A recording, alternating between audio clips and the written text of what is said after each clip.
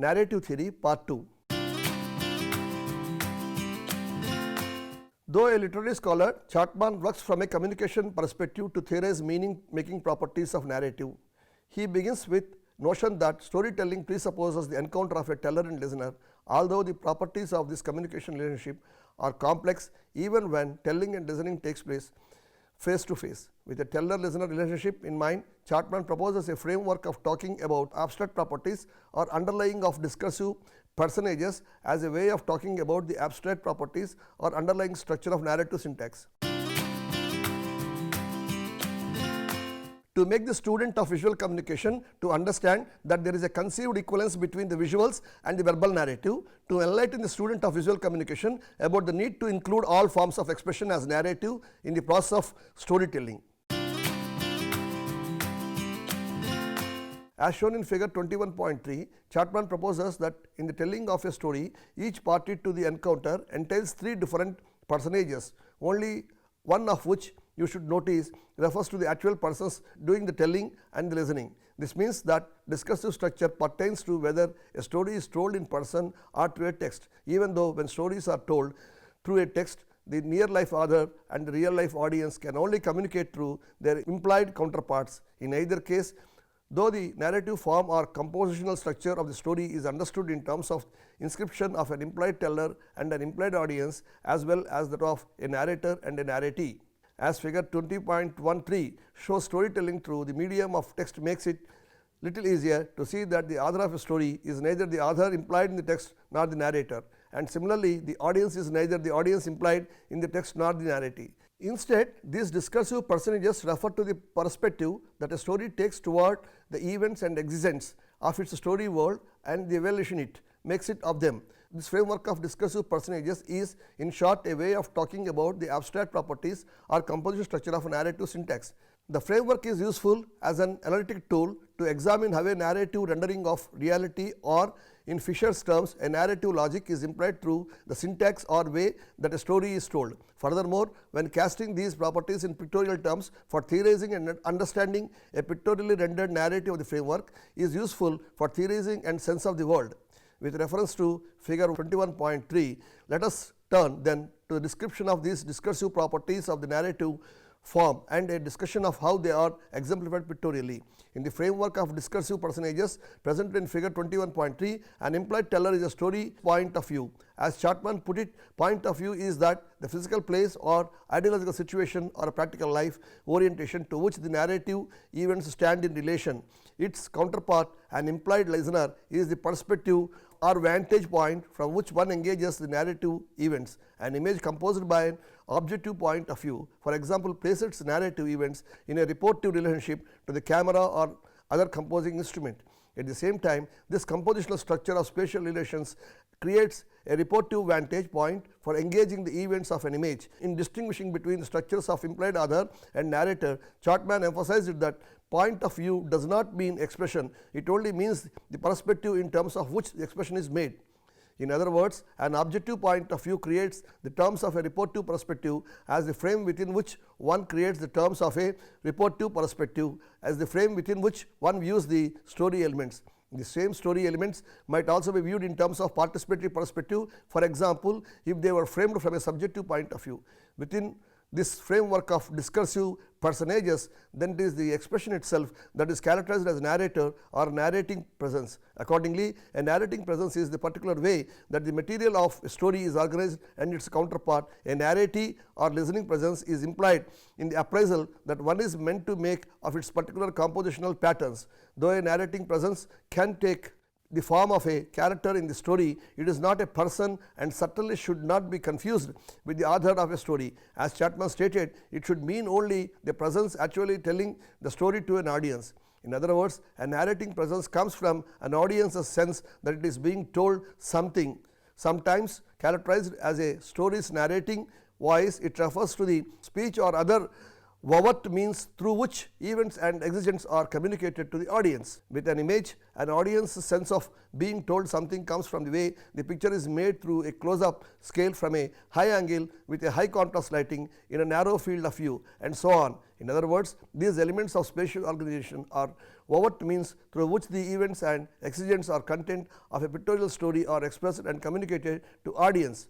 With reference to these terms, then we can turn to the discussion of pictorial narrative syntax by casting these properties in their pictorial terms, and we begin by generating a version of these terms that is more descriptive of image making. With reference to figure 21.3, we might first recognize that the process of visual authoring involves creators who images.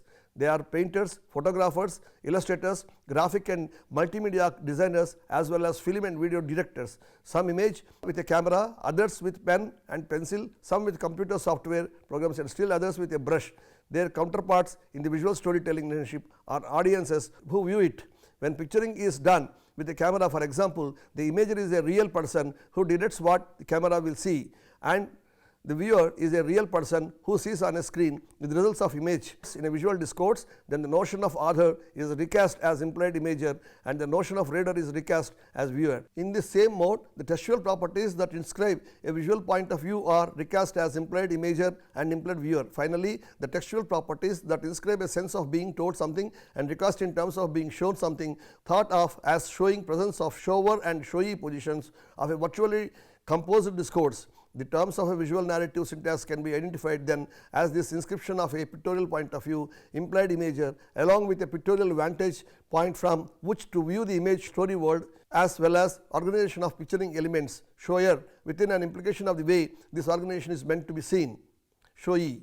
With the analytic framework cast in visual terms, we turn to a discussion of how narrative rendering of reality occurs in pictorial terms. The sequence of images from a political campaign commercial shown in figure 21.4 will be useful to illustrate the meaning making properties of a picture's storytelling form.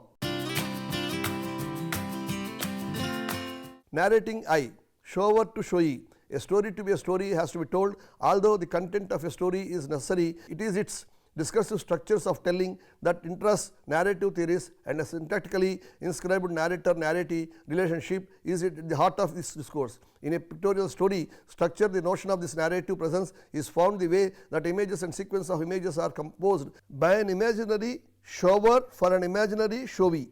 In other words, a narrating I leaves its trace in an image's organization of space and time, shower, and in the meaning making of these organizing qualities, showy. This relationship is at the heart of the discourse because these inscriptions form the fundamental sign meaning relationship.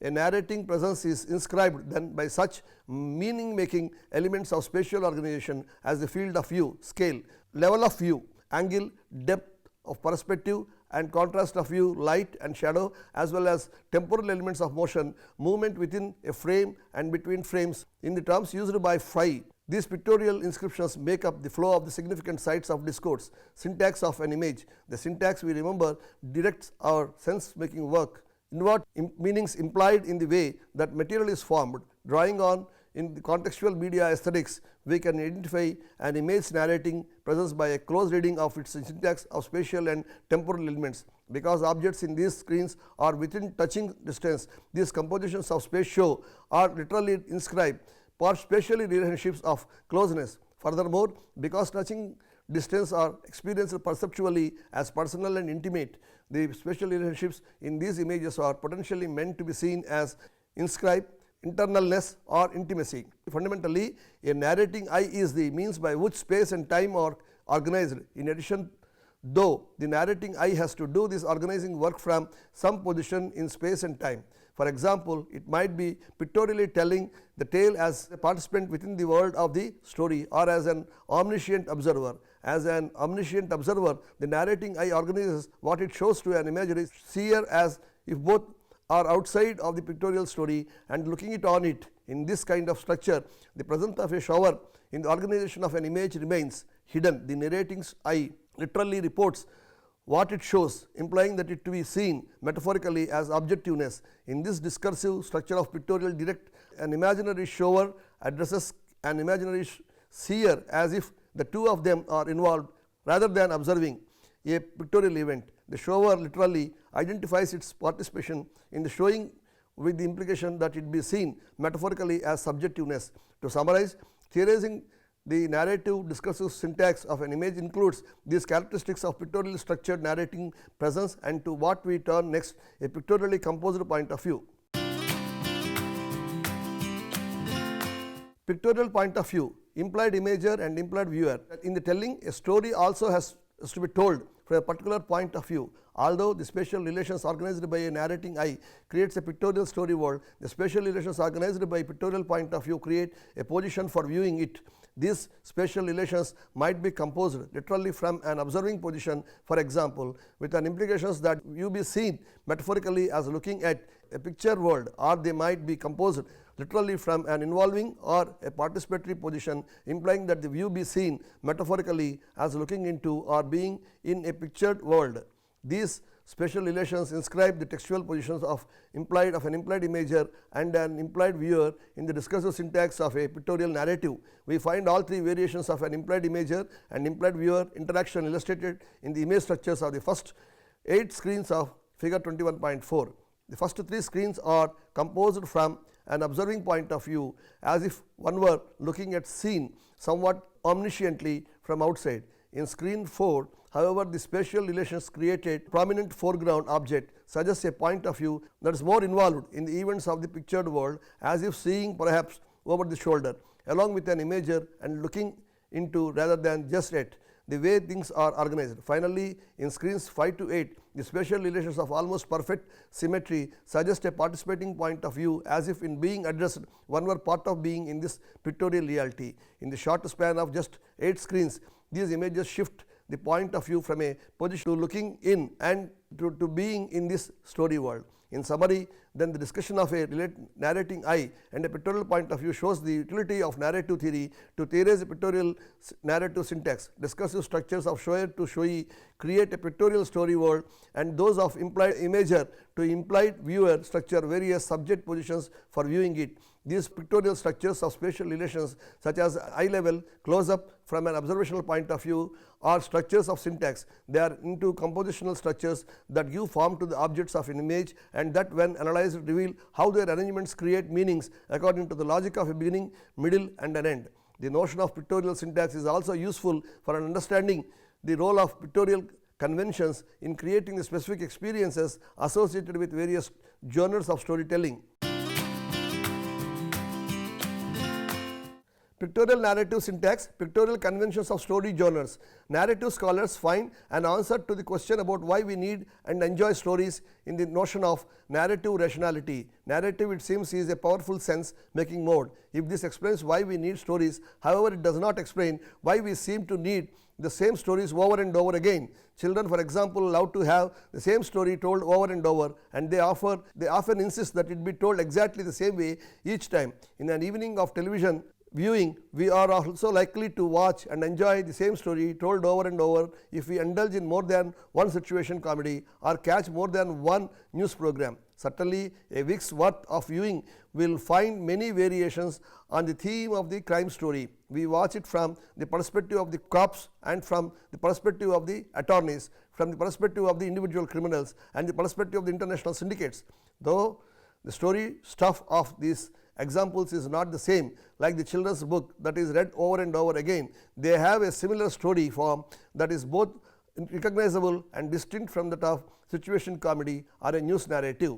They are specific generic structures that are detachable from the narrative stuff of a story. Each of these forms follows distinct transformational structure of crisis and resolution of that we come to recognize as the kind of story it tells, or more significantly the kind of argument it makes about the nature of the world. At a very general level, for example, the transformational structure of comedy affirms an idealistic point of view about the universe, whereas the transformational structure of tragedy affirms a realistic perspective, the melodrama an optimistic point of view, and irony a pessimistic one. Experiencing one of these story structures over and over again is one way of engaging and reaffirming the values asserted through this transformational form. Situational comedies give us the opportunity to know the world as an idealistic place. For example, whereas with the melodramatic structures of news narrative, we may a more optimistic sense of things, we usually refer to these structural sense making forms as genres of storytelling. By distinguishing between genres, we appreciate that the shape of a sense making structure is a fundamental carrier of the sense that the structure makes. Scholars interested in how visual conventions carry this sense of meaning look for distinctive recurring or conventional patterns of visual composition within a generic form. In a close analysis of this visual text of soap opera narrative, for example, Barbatis and Guy identified a number of compositional conventions of the visual narrative, and in analyzing their aesthetic properties found that they created an experiential sense of reportiveness and realness associated with soap operas and other generic conventions. Studies such as investigate narrative structure as a fundamental carrier of cultural meaning answer the question of why we need the same stories over and over by demonstrating how narrative sense making structures are very powerful always of asserting the basic ideology of a culture. Narrative analysis, story as object of study. This lesson has begun with a discussion of narrative as a particular way of structured thought, which Fisher termed narrative logic. Much of what we have considered thus far has concerned theorizing about what narrative is as well as how we can apply this theorizing to pictorial expressions. Hopefully, we answered the theoretical question of whether or not there is such a thing as visual narrative with a resounding yes. That being the case, we can employ the method of narrative analysis to interpret the ways in which visual materials use a narrative way of structured thought to make sense of the world. Because we make our way in the world by structuring our experiences into stories, narrative structures are deeply revealing of how thinking, what we value and why we act, whether in the form of anecdotes, case studies, dialogue, role play, parables and fables, a journal, a joke, a news item or a novel. Storytelling behavior provides an entry to the individual subjectivity and identity as well as social and institutional sense making.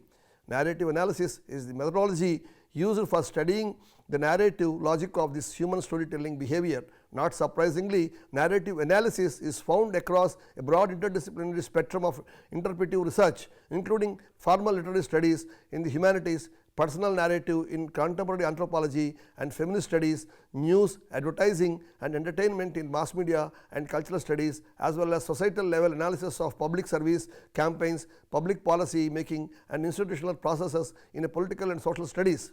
Although a government report or a medical interview might not seem to have much in common with a work of fiction or even a documentary, each has a narrative logic of sense making embedded in plot structure. Each and all of these sense making structures has to do with how protagonists interpret things, and it is for this that we engage in narrative analysis. As Burner stated, Alasutari explained, for example, how the ideological undercurrents of policy and legislation can be identified in government committee reports by analyzing their narrative logic, how they define the present situation, how they describe the inherent problems, then present possible solutions, and how they justify the rationale of the solutions.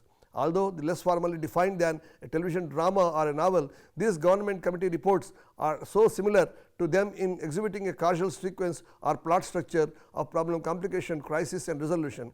And as with formal literary works, the structure is itself infused with a meaning because it is one of any number of ways the story could be told, and as such can be appreciated as an ideologically located way of making sense of the world. The embedded stories of personal narrative which are concerned with lives and lived experiences presently at another different level of formality because they are generated in conversation. Still, these stories have a narrative logic or plot line in the way that they tell what happened, where and when it happened, who did it, how and why. In addition, even though less formally defined, personal narrative plot structures allow comparison and interpretation across a number of cases. Ginsberg generalized, for example, about the place of reproductive experiences in the life stories of contrasting groups of women. Studying the life stories generated with women activists, she has found that one difference between the pro-life and the pro-choice of groups was in the structure of their narratives, including both the substance of the turning points and the way they were sequenced. Narrative analysis adapts to this wide variety of narrative material because it emphasizes the role of form conveying meaning. This allows narrative structures to be studied from a broad range of analytic perspectives. Although it is beyond the scope of the lesson to describe any detail A brief overview is offered to demonstrate the diversity of approaches that are available for studying visual narrative. Props typology of narrative functions has been useful in classification and cultural interpretation of formal literary texts. Wright adopted in his study of Westerners, for example, showing how variations in plot structure relate to changing ways of dealing with the tension between the individual and society in American culture. Other popular approaches for analyzing formal text as well as discourse of personal narrative include Van Dijk's rules of discourse analysis for summarizing a story, typology of structural elements, Burke's dramatistic pentad, and Gee's structure of poetic devices. Others who focus on personal narrative as a form of identity formation use typologies that link social and personal identity with such generic structures as comedy and romance.